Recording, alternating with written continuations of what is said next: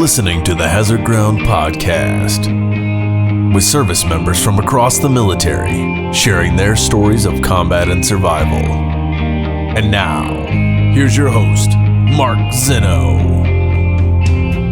Welcome into the Hazard Ground Podcast. As always, we appreciate you joining us each and every week. Before we get to this week's episode, I want to let you guys know that our partnership with Amazon is working, and it's because of you.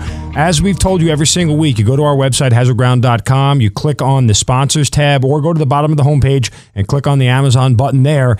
Go right to Amazon. You do all your normal Amazon shopping. We get a percentage of what you spend, and we donate that back to some of the great charities you've heard right here on the Hazard Ground. This week, we made a donation to the Pat Tillman Foundation, a big supporter of veterans, and also a lot of Pat Tillman scholars have been featured here on the Hazard Ground Podcast. So thank you so much for what you guys are doing for the podcast. Thank you for using our Amazon partnership and allowing us to continue to support veterans in each and every way. Continue to support the podcast. Follow us on all the social media sites, Facebook, Instagram, and Twitter, and keep up with the show and all we have going on. So we certainly appreciate everything you guys are doing for us. With that out of the way, let's get on to this week's episode. Joining us this week is a former Navy SEAL who, after 9/11, left the Navy, transferred over to the Army to become a warrant officer and an aviator, entering the most prestigious flight unit in the military, the 160th SOAR, the Special Operations Aviation Regiment. And he also ended up going to teach at West Point, one of the two actual commands for a warrant officer in West Point. He spent 30 years total in the military. He is now retired. He is Mike Rutledge joining us on the Hazard Ground Podcast. Mike, welcome. Thank you for being here. Mark, thanks for your time. Thanks for having me on. I have to chuckle because it's like freaking unreal what you were able to do. First of all, 30 years, not many guys actually get that long that aren't a general, right? I mean, it's just because that's the way it is. But for those Army guys listening, they know when you get in the warrant community, it's kind of like a cult. You get to stay as long as you want. But that said, just a completely amazing career. I did fail to mention, and I want to get this out at the beginning, 16 deployments in 13 years as an aviator. That is just insanity. It is unreal. So I guess, glad you're still safe and in one piece and back. But let's go back to the beginning, Mike, and tell us why and when you got in the Navy. So I joined the Navy early 1990, before actual Desert Storm kicked off. How I got there is kind of an interesting story. I never actually planned on being a Navy SEAL. That wasn't my original plan. I always wanted to be a Navy pilot because I kind of grew up in the Top Gun era. And I was a horrible student, completely unqualified. I just wanted to be a pilot. I didn't know exactly that you had to have qualifications for that. So I went to the Navy recruiter and said, I want to be a Navy pilot. And he kind of laughed at me and said, well, how about this? How about you can enlist? And you're barely qualified for that. So he said, hey, I can make you a naval air crewman, which is almost like a pilot. So hook, line, and sinker, signed up for it. A year later, not only was I not flying F-14s off the carrier, I was a crew chief on a CH-46 helicopter, delivering cheese balls and sodas back and forth to the ships during Desert Storm. So I was kind of disgruntled. So I did that for a little less than 3 years. I was stationed in Guam, which is pretty traumatic for a farm kid from Illinois. And so I'm sitting on the ramp one day after flying for 6 or 7 hours, just sweating in the tropical heat. And here comes this helicopter, lands, and these guys with beards and big, huge muscles and long hair, come walking off the helicopter wearing UDT shorts and tank tops. And I'm like, who in the hell are those guys? And somebody said, well, they're Navy SEALs. I'm like, they're in our Navy? And so that was it. There was no chest beating. That was before the days of the internet, books and movies and all that. And I'm like, well, I don't know what they do, but if they're in the Navy, I want that job. So I went up to the career counselor and said, hey, I want to be a Navy SEAL. And literally there's just a piece of paper you signed. I went and took a PT test and a swim test. And, 7 months later, I was in buds. All right, but see, here's the funny part about that. You literally had no idea what you were getting into. Had I known what I got into, I guarantee I probably wouldn't have done it. So ignorance was like the majority of that victory. Okay, so you get to buds, and we've told this several different times on the podcast, but since you have no idea what you're getting into, what is your first impression of when you first get there? So obviously when I got orders for buds, then I started reading books and working out a lot and kind of, buying into the propaganda, nothing but blonde hair and big beach muscles and all that kind of stuff. I'm like, this is going to be great. I can't wait to be a team guy. That came to a screeching halt the first day or two when I'm like, holy shit, what have I gotten myself into? Completely overwhelmed. I was not the stud that I thought I was. And here I find myself eking my way through every single day, for 7 months. thinking every day, this is going to be the day that I'm not going to finish. So, if you've heard any of the stories, some guys are like, oh, I loved it. I thrived. I mean, the whole brotherhood thing was really cool, but I mean, it was a daily struggle for me every single day because I was not a great runner. I've never been less than 200 pounds since I was 16 years old. So I am not the gazelle. I'm more like the buffalo, the lung shot Right. buffalo. I was a great swimmer and I was good at PT, but everything else I pretty much sucked at. I think my only saving grace is I burned so many bridges in the Naval Aviation community as an enlisted guy that I had to make it because I had nowhere else to go if I failed. So that was probably more of a motivation than what was laying ahead of me. But I mean, I had a really hard time with buds, and I think anybody who tells you they didn't think about quitting every single day is kind of a bull-faced liar. See, now it's funny. Made it through, I'm sorry the to guys cut who you made off. it through didn't quit, but Well, go ahead, Mike. But here's the thing, and so I'm sorry to cut you off, but I ask this question all the time of guys who go through buds because I get a variety of different answers, and I almost feel foolish asking it because I know the whole thing is tough. But for you, what was harder, the physical stuff or the mental challenge every day of not quitting, having to gruel through this whole thing, and realize that tomorrow is going to suck more than today? Me personally, believe it or not, it was the physical stuff. I kind of had a marginally rough childhood, so I was sort of pissed off at the world, which I think is a great technique for making it through challenging events. Mm-hmm. But the physical stuff, like I said, I was a crappy runner. So every time we had to do a run, it was an absolute significant emotional event. And it was like a life victory every time I passed one. There was, a few that I didn't pass that I had to pass a second time where it was like life or death. So, I mean, the physical was just always nagging at me. Because you do a lot of running in buds. And if you're a crappy runner, life is not easy on you. So for me, it was physical. And of course, there's always mental trials.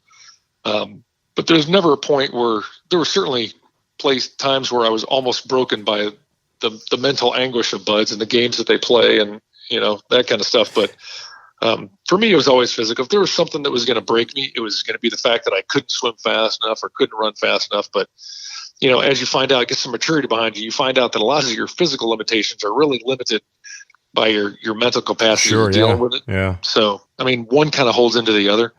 Let me ask you about the bell. When guys went to drop on request, and for those who may be a first time listener to the podcast, that we say it all the time at Buds at Navy SEAL training. There's a bell. You can walk up anytime you want, ring the bell, and quit, and you get to go home. And I always wonder what that sort of did for guys who either mentally anguished or, as you talked about, thought about quitting. When you heard someone else ring the bell, especially when there's someone you didn't think would ever ring the bell, what did it do for you mentally? Actually, I think it's quite the opposite of what you would believe. It's completely mentally empowering. Because I distinctly remember some guys left and right of me, a guy who was best man at my wedding, who ended up being a legendary SEAL Team 6 operator, just recently retired. And he and I were roommates and swim buddies for a long time. But I remember him sitting next to me, and there was another kid on my other arm. We were standing in the water, arm in arm, shivering in the surf. And all three of us were roommates, and we'd been friends for a couple months. And so as soon as he showed some weakness, he said, I think I'm going to quit. And Jerry, the guy next to me, he goes, well, then go fucking quit. And it was pretty funny because as soon as you show that weakness, you'd expect somebody to say, no, don't quit, stick with us.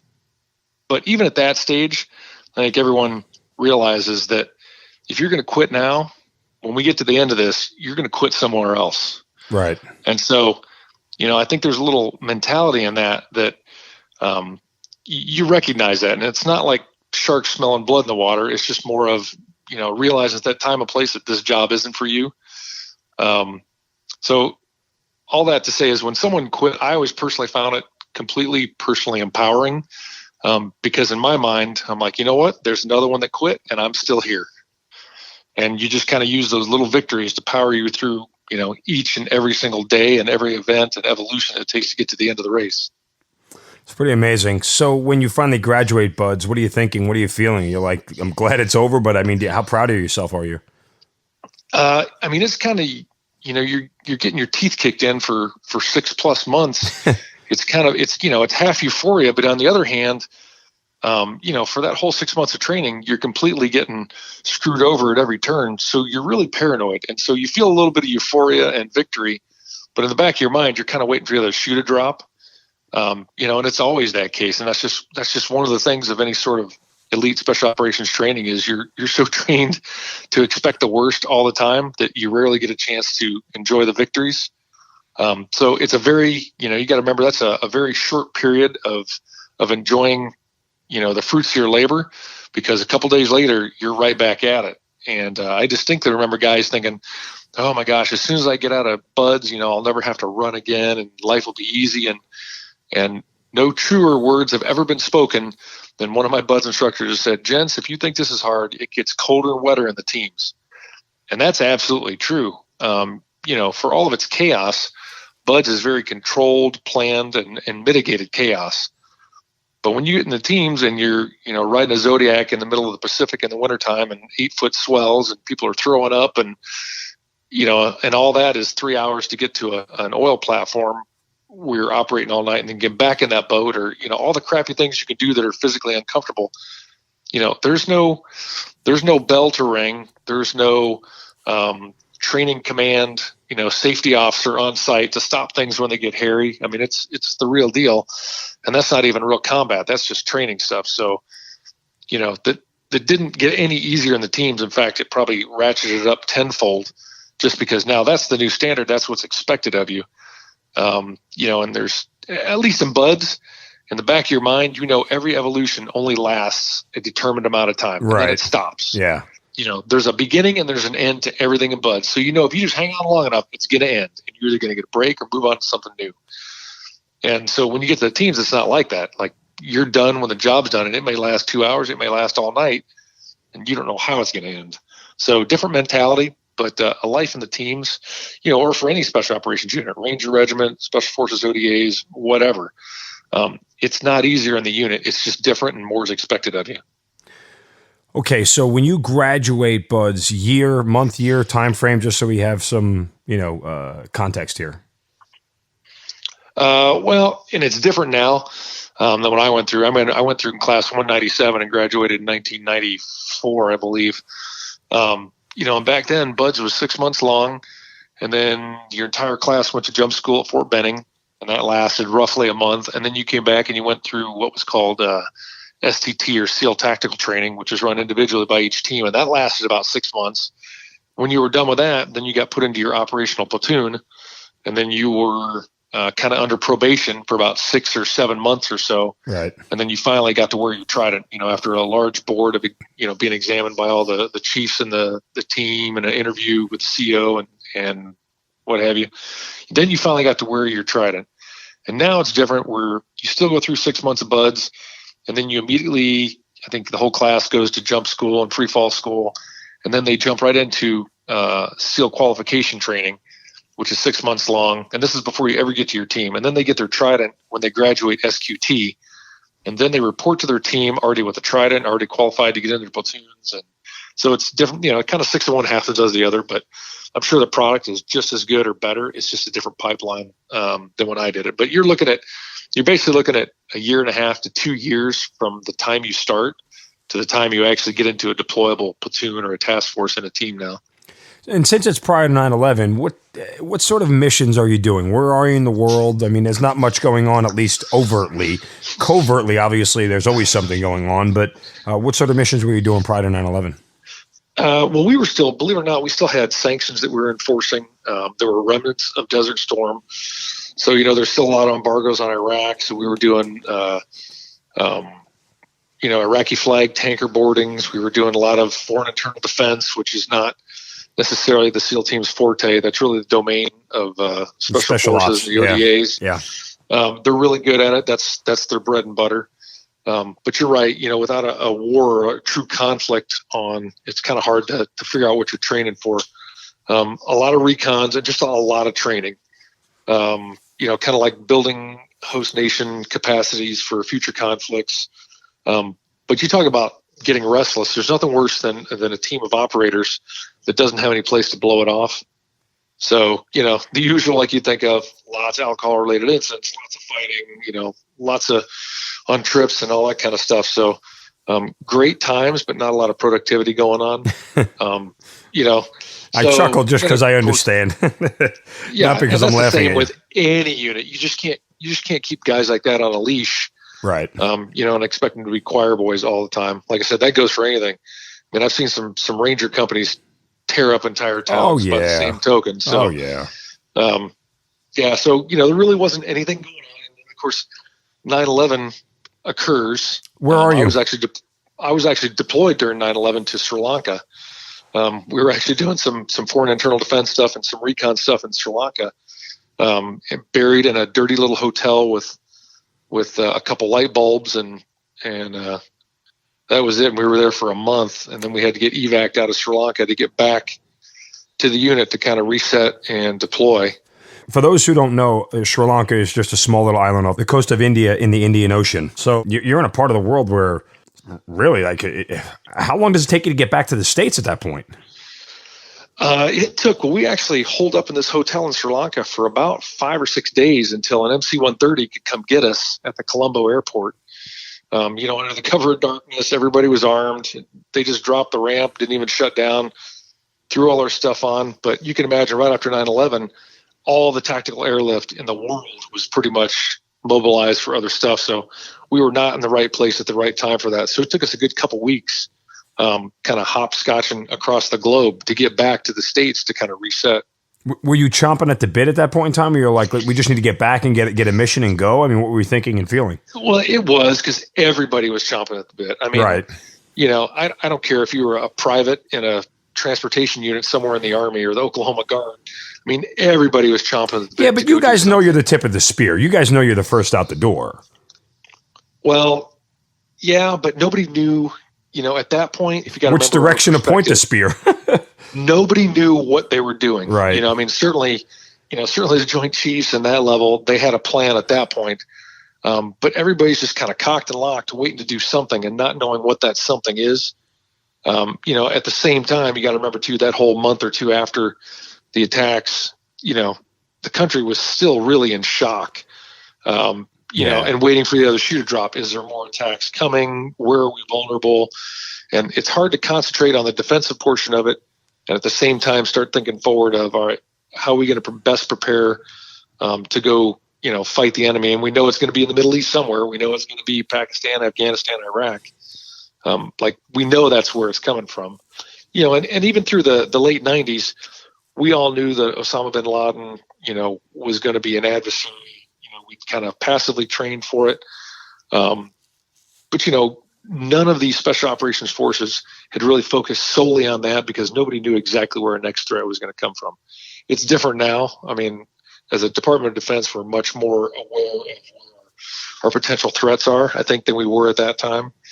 But yeah, there's just a lot of unknowns at that particular time period. We'll say that the 2 to 3 months after 9/11 of where guys were going to be and what they're going to be doing. And, not having a major conflict like that in our memory since Vietnam, everybody, for all we knew, everybody was going to go to war. And, like World War II, half of us weren't going to come back. And that was the worst case scenario. But like I said, the unknown, that was the big elephant in the room. All right. So for you, and I just want to lay out the timing of everybody, because look, the initial invasion of Afghanistan starts in October. You get the major bombing campaign in November into December. And that's the end of 2001. In 2002, for you make the decision to leave the teams and transfer to the Army. Take me through that whole decision. So that particular deployment, when I was in Sri Lanka, this is before 9/11, just literally a couple months before 9/11, I had already started my application to transfer to the Army to become a warrant officer aviator. So because you always wanted to fly, right? I always wanted to fly. I mean, I had a aviation background growing up. I loved my time in the SEAL teams. It was the most broadening, hardening growth experience that a man can go through. But after doing it for 7.5 years, I realized that the clock was ticking and I wanted to be a military aviator. I tried to actually get into Navy flight school. I was too old at the time. We were working with the 160th SOAR guys a lot and, talking to their warrant officers, and they're like, hey, you can do this. This is how we can shepherd you through the process. So I had started the process to put in an application. When you told the team guys, what did they say? Believe it or not, they were actually very, very supportive because the SEAL teams, as well as the Ranger Regiment guys and SF, I mean, all of us have a tremendous amount of respect for the 160th SOAR aviators and crew chiefs, all the 160th guys. We all did, because they're neutral brokers. They service everybody. I don't care if you're an SFODA or a Delta Squadron or a Ranger Regiment company. You get treated the same way. You still get the same level of excellence no matter what service you're from. So we all have a lot of respect, regardless of what service, for the 160th guys. So I decided, well, I want to be one of the best helicopter pilots in the world. So where else do you go? And so that's kind of where I set my goals. Now, at the time, I didn't know how lofty those goals were. I didn't realize what I got myself into, or what I was striving for. It just seemed like, I want to go to the 160th. So I'd started my application before that deployment, and I worked on it during the deployment, like different places we'd stop. I'd get a flight physical here. I'd do an interview here. So as soon as I came back in December of 2001, I dropped my application, had the full support of everybody in the SEAL teams all the way up to the Bureau of Naval Personnel, which I thought was impossible. Yeah, it sounds like it. Now, don't get me wrong. There were a couple guys that said denied.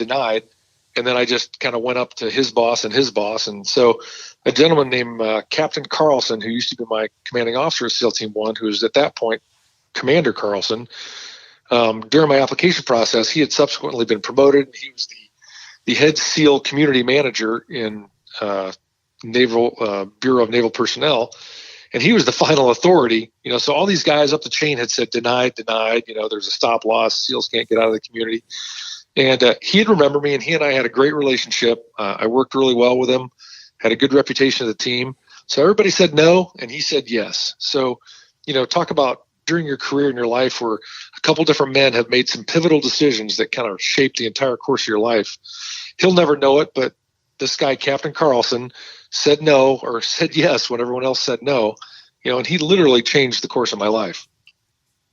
That is amazing. I mean, honestly, like how fortuitous, serendipitous, whatever the word you want to use, it's just, it goes that way sometimes in the military, just one person literally can hold your future in their hands.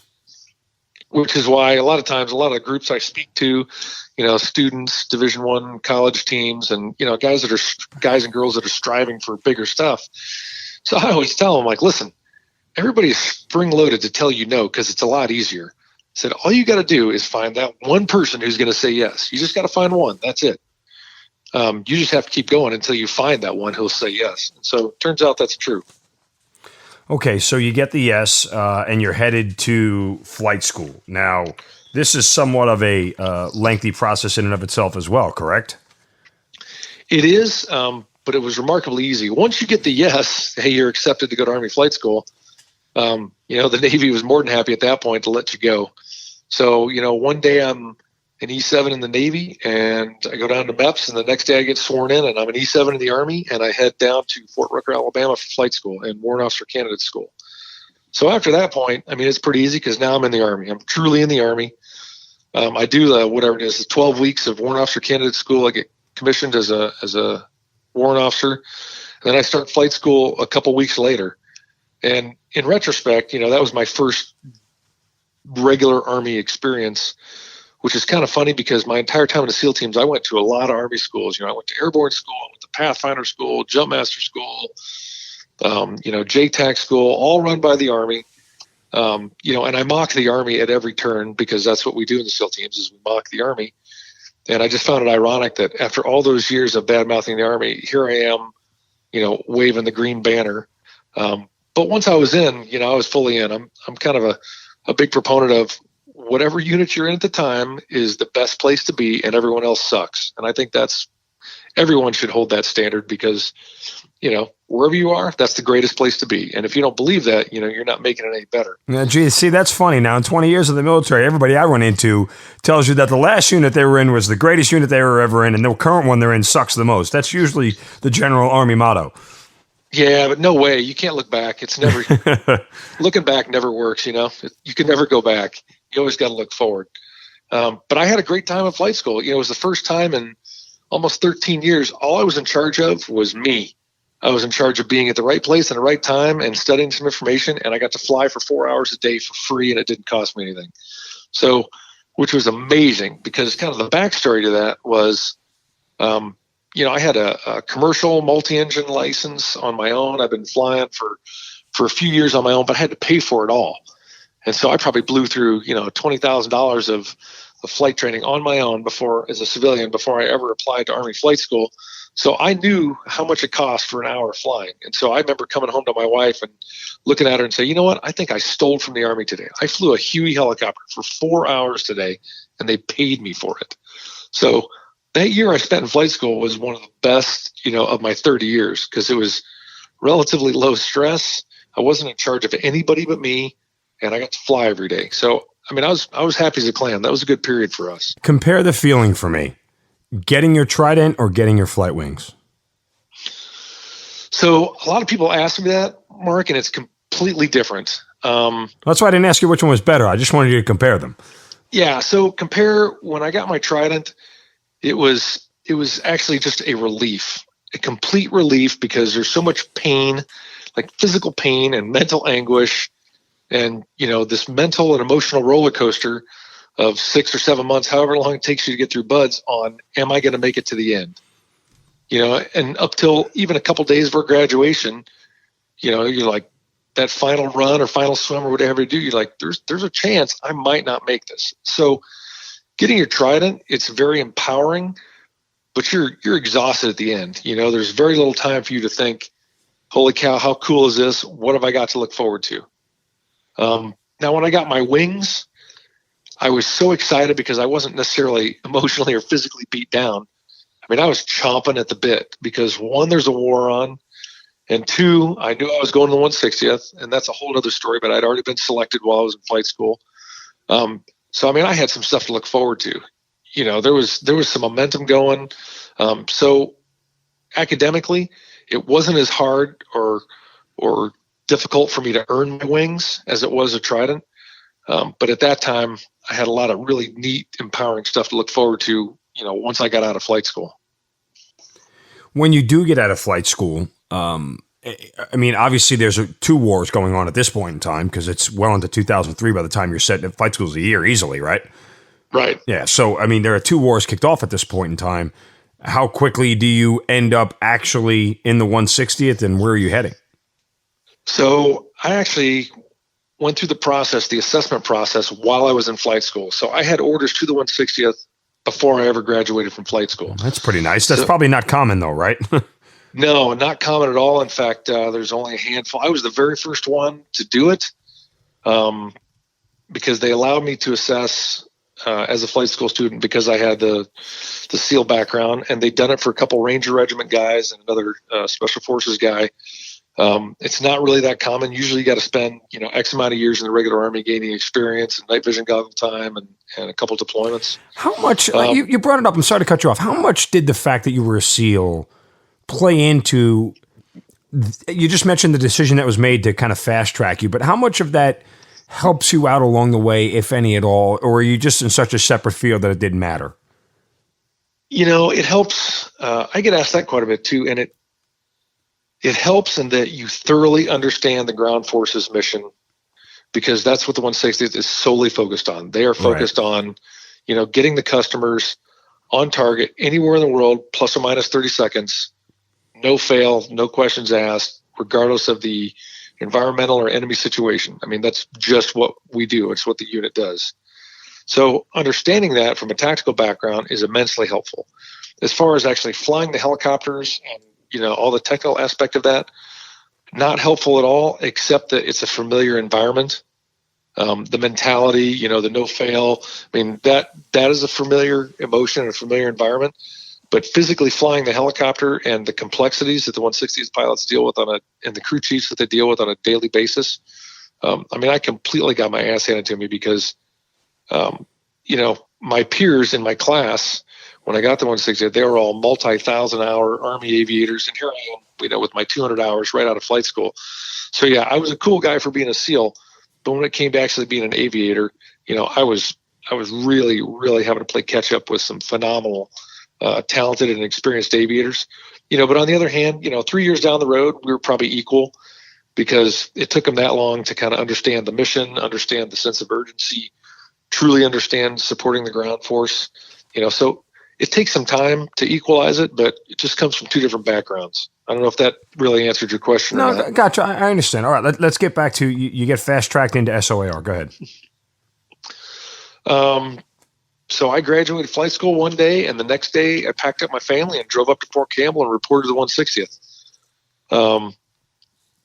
And I was in Green Platoon. I was in MH-47 Green Platoon for 6 or 7 months. And 9 days after I graduated from Green Platoon, I was in Bagram, Afghanistan, flying co-pilot on my first direct action mission. Coincidentally, flying the SEAL Team 6 guys, and the best man for my wedding, pops up in the companionway of the Chinook and pats me on the shoulder and smiles at me. So, he was the first guy that I flew and put in on a target 9 days after I graduated from Green Platoon. That's a small world, obviously, right? Small military. Very much, very much. Okay, so you're in Afghanistan. This begins the first of 16 deployments in 13 years. Yep. It's hard to ask you what stands out, or it's just too many things that go on. But give me the memory of your first engagement in combat as a pilot. So I thought, from being in the SEAL teams, you always like to think we probably buy into our own hype a little bit, and I hate to say that, but you think you're prepared for everything. Well, I've seen this, I've done it, I know what gunfire sounds like, but I will tell you, I was out of my element in the fact that now I was a pilot. Like on the ground, I knew what to be paranoid of. I know what things look like from the ground forces perspective. But I'm not afraid to tell anybody that my first direct action assault as a co-pilot at MH-47, this $86 million helicopter carrying, the nation's tier 1 assaulters in the back.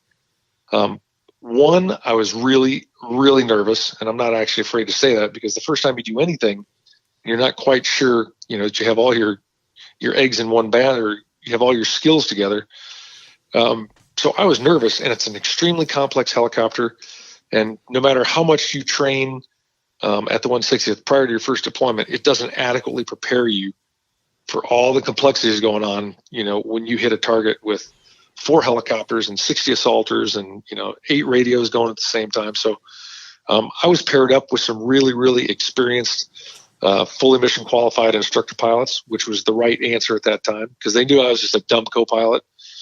So that was helpful, but I was a little I completely did what I was supposed to, but mentally it's kind of an overwhelming experience. And of course, subsequent deployments, when you start seeing the templates and understanding the operating mentality, it gets a little bit easier, and you really get your momentum going. But yeah, that first few assaults, because the 160th has an extremely high standard for obvious reasons, on the way they do business, that you're never quite there. You're always striving to make sure you're meeting the standards. There's never a night where you can just kind of sit back and let things happen. You always got to be driving the train.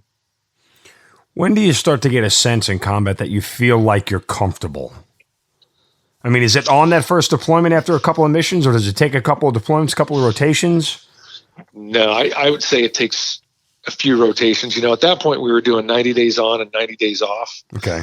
And that changed, throughout the war as it progressed years and years. But, I bet it was probably 5 or 6 deployments before I got to the point where something was routine. And I say routine, it's not routine like someone thinks, because every single night is something different. You may fly in the same areas, and, the terrain is familiar and the planning cycle is familiar, but every single assault, is something different, because you're dealing with different terrorists every single assault, and it's a different compound every assault. And so nothing was ever actually the same. Now, within a single deployment, you could kind of get some familiarity going, but one deployment was never like the next, because the political situations were always different every single deployment. The target sets were always different. The personalities of the customers we were carrying, because within that span of 10 years or whatever, I would see, case in point, a complete stud warrior, Captain Bartholomew from 275 Ranger Battalion out of Fort Lewis. When I was brand new, I was working with him when he was a brand new captain. At the end of it, he was the regimental commanding officer of the 75th Ranger Regiment.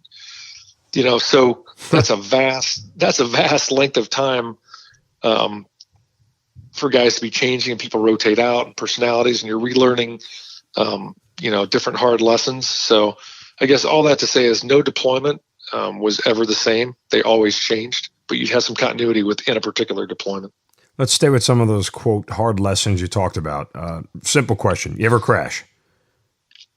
No, not exactly. Why pause? It seems like a pretty straightforward question. Either you crashed or you didn't.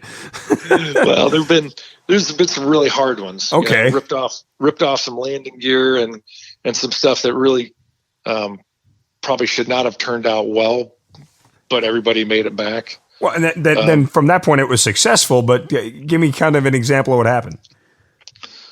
Believe it or not, I would love to say that the enemy was always our biggest worry, but in Afghanistan in particular, the environment, the terrain, the terrain and the environment is extremely unforgiving. Because at that point, in an MH-47, you're browning out at 200 feet at nighttime. And when you got a flight of 4, it just erupts into this complete 0-0 sandstorm. So I've landed hard, lost visibility, ripped off the landing gear, had to fly back and have mattresses and pallets stacked up so you could land at level. I've ripped off a ramp on a landing. Some of it was my fault. Some of it was the other guy on the controls. We've been in a dust cloud. One of my best friends, he and I flew together probably for 500 hours in several deployments. It gets really disorienting in the dust cloud. Of course, the helicopters now, they have systems where they mitigate that and you're not really flying it anymore. The autopilot's flying it. But, I'm in a dust cloud. I get disoriented. He takes the controls from me, tries to make it better. He makes it worse. And I grab them from him. And between the two of us, somehow we pop out of this dust cloud, at 40-degree angle of bank and pointed at a sand berm. And so those things happen frequently enough that I guess you just kind of stop thinking about them. I mean, there was other events where this same gentleman, he and I land, the Rangers get off, they start assaulting a target. And here comes a guy with a chest rig, running at the helicopter, trying to blow us up. And of course, my best friends, the Rangers, turned them into pink mist, and the vest didn't detonate. And so there's just a whole lot of these events that a lot of times you don't think about until somebody says, hey, tell me a story, which is kind of silly because, it's like telling a comedian, hey, tell me something funny. When you put on the spot, you don't think about it. You kind of has to get drawn out of you. When you think about the amount of, and I use this word often when it comes to combat, synergy that had to take place between your job, the guys on the ground, the timing of mission, incursion, extraction, all that comes into play on any given mission. Are you ever in awe, not only how good we are at what we do, how good you guys are as the 160th at what you guys do, but just in general, the precision that we can operate with? Absolutely. And after doing that for almost 14 years, it just gets better and better. I mean, I thought we were really good at the beginning of my career in the 160th. And then at the end, when I was starting to kind of figure out, hey, it's time for me to leave the unit, and you start seeing newer guys coming in, and while they may lack a lot of tactical experience, holy cow, are they smart and capable, and raring to go, kind of like, what I was 10 years ago. But yeah, the synergy of when you get in a, for example, when we would deploy, we would be in a compound with our customers, whether it was the Ranger Regiment guys, SEAL Team 6 guys, a Delta Squadron, whatever the case may be. We're all in a compound together. Everybody's living together, and everybody kind of has the same skin in the game. And so when you live like that, you develop a personal relationship. And, like everything else, when they stop being customers and they start being Bill and John and Jane and people with faces and families and all that kind of stuff, I mean, you really find yourself with a different mentality and a different commitment to making sure that everything works every single night. And then it becomes less about your success, and it really becomes more about the team's success. And ultimately, not to be too dramatic, but making sure that John and Jane and Bill and all these people that you eat with every day and work out in the gym with, making sure that they come home every single night, and you really develop a commitment for that. And so the customers have the same regard for us. They're not going to draw us into a place to come get them where they know we're going to get shot down. And the AC-130s are over top. We're eating dinner with them too. And, they put their neck out to make sure that they're keeping bad guys off of us while we're inbound to the target. So when you say synergy, absolutely. And some deployments would have better mixes of forces than others and personalities. But more often than not, you get a good team together of the ground forces, the air support, the 160th guys, and then, the talk where everybody's supporting you, weather guys, intel, all that kind of stuff. And you get a rocking team going. You can put away some bad guys in short order. Let's talk about Bill and John and everybody you mentioned. You were fortunate enough to bring everybody home, but obviously you probably flew with guys within your unit who unfortunately didn't make it home or things gone bad. It's combat. It's bound to happen. What does it do for you? What does it make you think about? And furthermore, how often when you get in that pilot seat, do you ever think about, I might not come home after this? So I don't know how everyone else deals with it, but yeah, you're right. I skipped over the fact that, there are fatalities. I think at my last count, when I had my retirement ceremony, May 31st, I took a final tally, and someone said, well, what are you going to miss the most? And I made it part of my retirement speech. I said, you know what? I said, I'm going to miss a whole bunch of things. I said, but right now I took my final count. And since 9/11, I've lost 38 friends. And those aren't just ambiguous names that I happen to talk to once or twice a week. These are guys that I knew, their wives, their kids, their parents. And there's 38 of them. And those are both in the SEAL teams and the 160th and a couple regular Army aviators as well. So in my mind, that's a lot for me. So when you say, how does it affect you?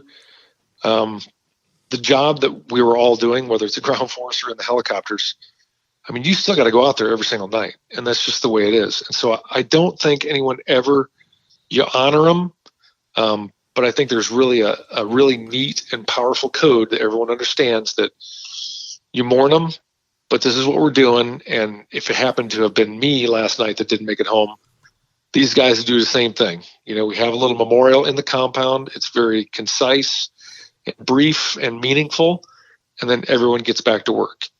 Now of course, those people that perish, they're enshrined, they're revered, there's memorials for them and all that kind of stuff, but within the scope of that deployment, everyone else goes back to work. And because you have to, and honestly, I think that's probably the best way to honor sacrifice and their passing is to go out there and tear somebody up and make them pay for it. And I think really, that's kind of how everybody looked at it. It's tragic, but it's kind of the job that we were called to do. Mike, when I was deployed to my first one, we would go out on missions routinely. There would be mornings I'd wake up, and I've said this often on the podcast, I just get a sinking feeling in my stomach. Something bad's going to happen today. How many times can you get in a vehicle, drive around Baghdad, and not have something bad happen to you? And I just would have a sinking feeling in my stomach.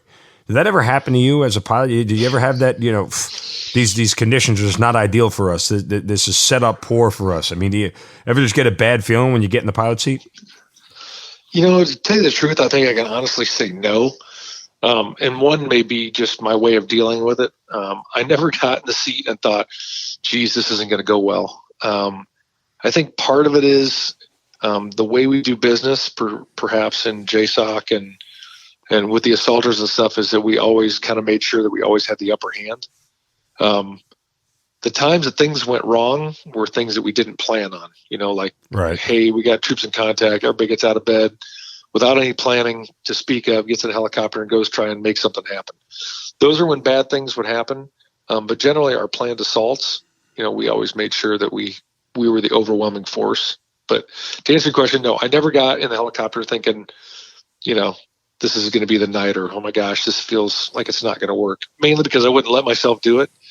Now, I will tell you, as I got further on in my deployments, when I started getting in deployment number 10, 11, 12, and I'm looking around and the other guys, because at that point then we were all old guys, you know, and they're getting shot down, or, you know, they're getting distinguished flying crosses, or getting their aircraft completely riddled. And it was becoming more and more frequent amongst us old guys. You start thinking to yourself, you know, is this the night? Or how many times can I do this before, you know, statistically it doesn't work out in my favor? And we would sit around and talk about that, and everybody kind of thought the same thing. You know, like, how many times can we do this? How many deployments can we do before, you know, it ends up being ours? You know, and that's kind of the time where you decide, hey, I think I'm going to go out to the regular Army for a little while, or, hey, I think I'm going to take a break, or I'm going to retire. You know, you can only do that for so long. And I think you talk to any ground force guy, they kind of realize it too, that there's a shelf life for that. But anyway, back to your original question. No, I never got in the helicopter with that sinking feeling, thinking, you know, this isn't going to go well. And like I said, that's probably just my method of dealing with it, because it's not a great way to go into an assault. Did your wife or your family ever say to you, Mike, how long are you going to do this for? I mean, how many, you've done 9 deployments. Isn't that enough? You've done 12 deployments. Isn't that enough? Like, how many times did your family member say that to you? You know, I never got that. My wife was tough through it all. That's all she ever knew. She knew me when I was an E3, you know, going into buds, and that's the only life that she ever knew. So I don't think that ever affected her. I mean, it affected her, but she was never not supportive, saying, you know, I'm going to leave you if you don't leave the SEAL teams, or if you don't leave the 160th. There was never, ever that discussion. You know, in retrospect now, it certainly takes a toll on your family and your marriage. But she was always supportive, because it's a worthy job to be doing. Of all the jobs you can do, you know, doing something where you can make bad people go away every night is, you know, everyone agrees that's kind of worth the sacrifice. But no, there was never like an ultimatum, or how many do you think you can do? Of course, now, you know, she tells me, yeah, every single night I wondered if you were going to come home. But, you know, being the wise special operations wife that she was smart enough to never actually verbalize that at the time. But, you know, like I said, you have to have some perspective to be able to see those things in retrospect. Well, ultimately, you do make a decision to leave the 160th and the Special Operations community, and you get a really cushy, cool assignment, the 2nd Aviation Detachment at West Point, which is one of only 2 commands open to warrant officers. What made you take that job? How'd you know it was time? So I actually didn't know it was time. I was going to retire around 2016, or maybe I was going to stick it out, you know, for another 3 years at 160th and just finish there at 30. 2nd Aviation Detachment since 2004 has always been commanded by a 160th warrant officer. It was started by Dan Gelada, if you recognize that name. He was one of the legendary 160th guys in Somalia. He was the first 160th guy to command that, followed by another gentleman named John Naylor, who is a legendary Chinook flight lead at the 160th, followed by another guy, CW5 Al Mack, who was one of the pilots that was shot down on Roberts Ridge, carrying Neil Roberts. And he asked me at the time, he's like, hey, each commander gets to pick his successor. Would you be interested in coming out to West Point and taking command? And I'm going to retire. So that was never on my scope, but it was such an honor, you know. And like I said, a guy who barely graduated from high school from farm town in Illinois, who gets to go to who even gets to set foot on the hallowed ground of West Point, let alone hold a command position there. So we lived on a farm in Washington State that we'd lived on for 10 years. And I called my wife. I said, hey, do you want to do this? And, you know, within the span of about a 5-minute conversation, she said, yeah, let's do it. So, you know, we did. We up and moved. And then summer of 2016, we reported to West Point, did a change of command. And I stayed there for 3 years. And one of the most rewarding experiences, surprisingly, one of the most rewarding experiences in my 30-year career. Why surprisingly? Well, because I always knew, you know, West Point's a legendary institution, but you don't really grasp the history behind it and all that's involved until you live there. And so you don't have a choice. Like, you have to be immersed in it. I mean, you don't have a choice. You can try and distance yourself from it, but there's a lot of American history encompassed in West Point itself, both physically, you know, and institutionally. And what they do with young people is amazing. Hanging out with 4,000 West Point cadets for 3 years will restore your faith in the youth of America. If you had any doubts, you just need to hang out with those cadets for a year, you know, and understand that, they may be on their phones too much, and they may be entitled and all this other stuff that we talk about, the people that are younger.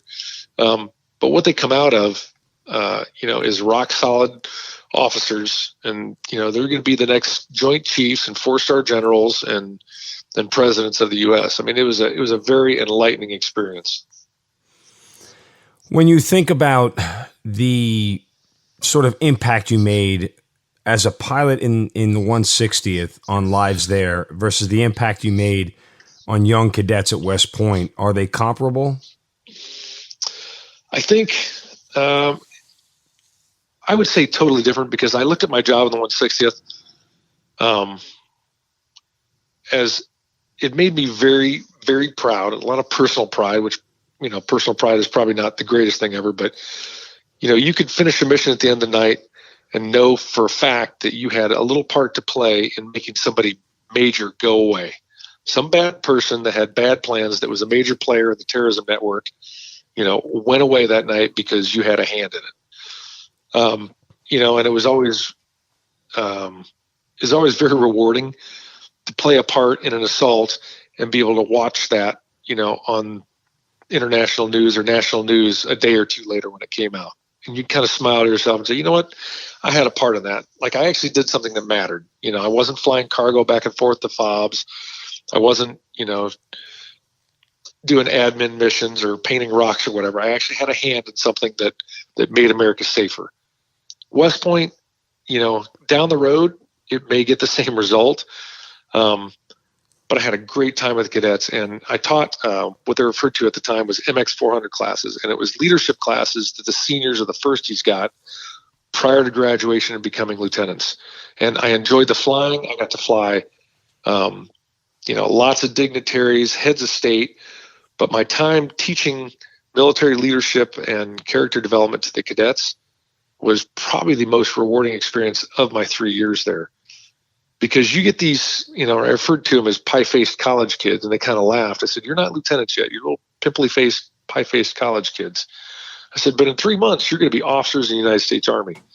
And so we had a lot of great discussions on, what's expected of them. Here's what I learned in my 29 years, take it or leave it. And it was a great experience. And in retrospect, I think I probably got as much or more out of it than they did. But to this day, I've got a handful of cadets who are now lieutenants and captains, that text me or send me emails, and they still call me sir, which is funny because I remind them, like, hey, you do realize that you are ranking me, that you realize you're my superior now, but they're so used to it. Like, hey, sir, here's what I'm doing. I've gone and pinned wings on a couple of them that were my cadets there that are now, pipe hitting lieutenants and captain aviators. A couple guys are like, hey, I just graduated from Ranger School. So, I get texts pretty frequently that I never expected would be long-lasting relationships. So I definitely say they had as much or more of effect on me than I did on them, but I think it was pretty mutual. Who did you pick for your successor, and how'd you go about that process?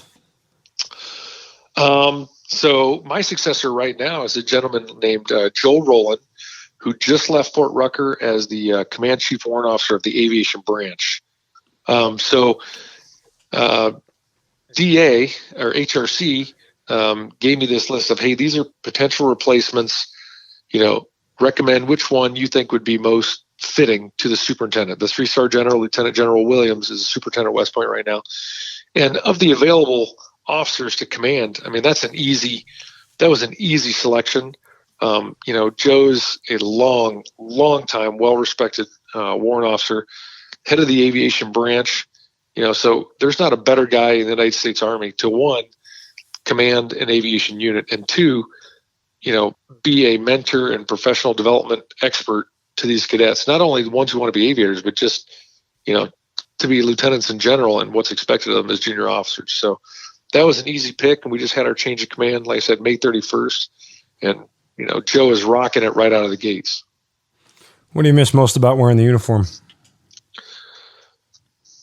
Well, since I've only been retired for about a month and a half, I'd say I might still be in the euphoric state, but I just had the discussion with my wife. So my uniforms are still hanging in the closet because I haven't been able to bring myself to put them somewhere because I'm so used to seeing them every day and all that they represent. and I'm kind of a geek. Since I was a little kid, all I ever wanted to be was in the military. I never, ever planned on being, whatever, scientist, doctor, lawyer, whatever kids want to be. All I ever wanted to be, since I can ever remember, was being in the military. That was my profession. I didn't always know exactly what I was going to do in the military, but that's all I ever wanted to do. And it kind of shaped itself as I got older and had likes and dislikes and stuff like that. But I really, really was proud and enjoyed the uniform. There was never, ever a time where I thought it was a pain in the ass to put my uniform on, ever. Whether it was, OCPs, camis back in the day when we had those. BDUs, remember those? BDUs, I do remember BDUs. To my dress blues. And, contrary to that, the only time that I really got emotional during my retirement was after the ceremony was over. And I went up to my office, and because I'd done it 100 times before, I started taking my blues off, and I stopped, and I probably stood there for probably about a good 10 minutes, not exactly knowing, what emotion I was feeling, but it hit me like, this is the last time I'm ever going to take my uniform off. And I kind of got over it. Family came up, kind of knew what I was going through, but just that 1 minute was the only time I stopped and thought, this is the last time I'm going to wear this thing.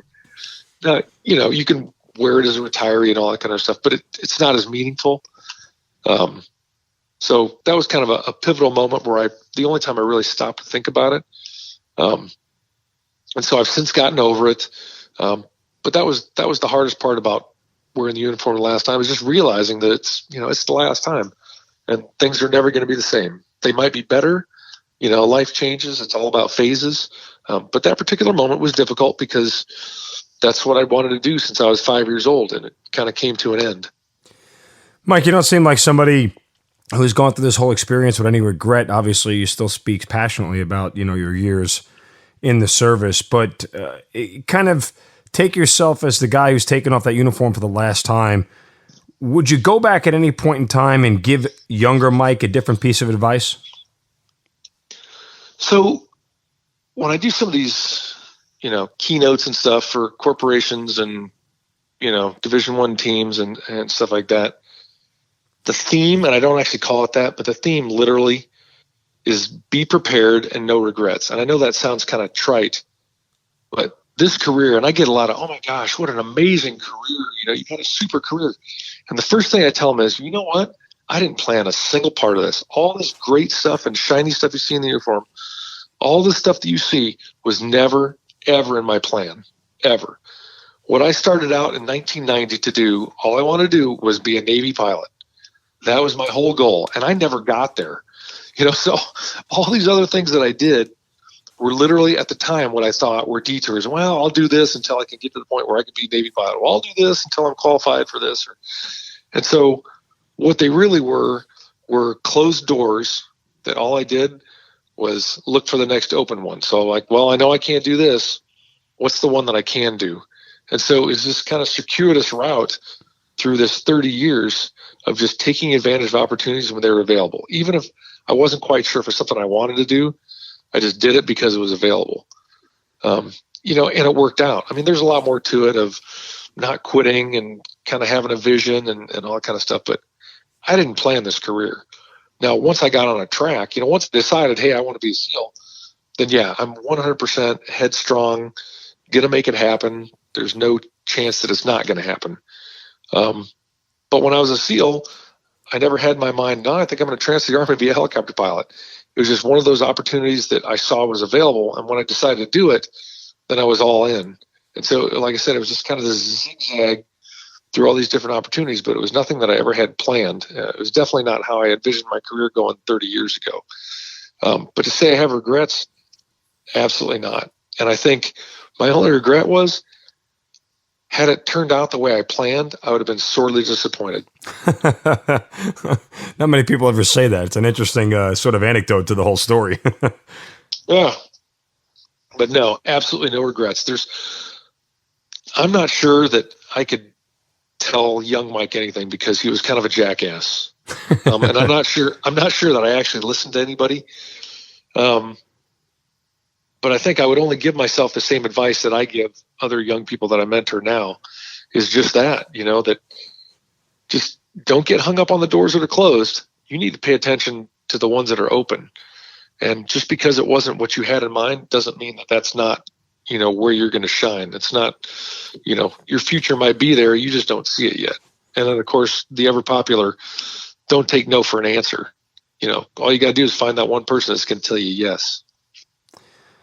On that note, I won't say you had an amazing career because you've been told that a million times, but I will say I hope that through these speeches and everything that you're doing in your post-military career, I feel like you're still impacting as many lives as you did if you were still wearing the uniform, whether that's at West Point or in the 160th. So to that end, it's just certainly congratulations on an amazing career, but certainly everything that you have gone through and everything that you did is a testament to the idea that, you clearly loved the military and loved being a part of this whole thing. You touched almost every level of the organization, and certainly 30 years is nothing to be, nothing to shake a stick at because not many guys do it.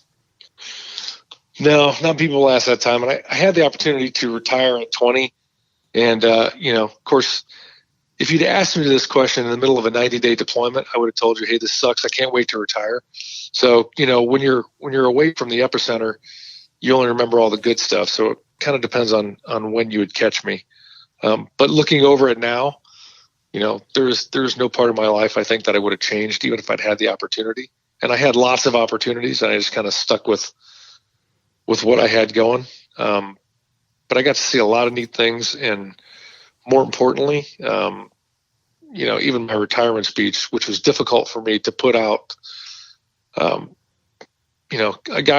good trusted mentor said, think about all the cool things you've done and try and articulate that. And so when I tried to put it on paper, I couldn't remember places I'd been or legendary operations I'd been a part of. And I've been on some big ones. All I could remember, no kidding, were who I was with at the time. I could remember the people I flew with, the guys I was on trips with, guys I got arrested with in some crap hole town in the Philippines somewhere. I could only remember the people. I couldn't remember the events themselves. They were all tied to people's whose, lives have shaped mine and vice versa. So that's what I really got out of 30 years. Beautifully said. Mike Rutledge, thank you so much for being part of the Hazard Ground. My pleasure, Mark, and thanks a lot for your time. You've been listening to the Hazard Ground Podcast, hosted by Mark Zeno and produced by Matt Pasquarella. If you have an interesting story to tell and you'd like to be on the show, send us an email at hazardgroundpodcast@gmail.com.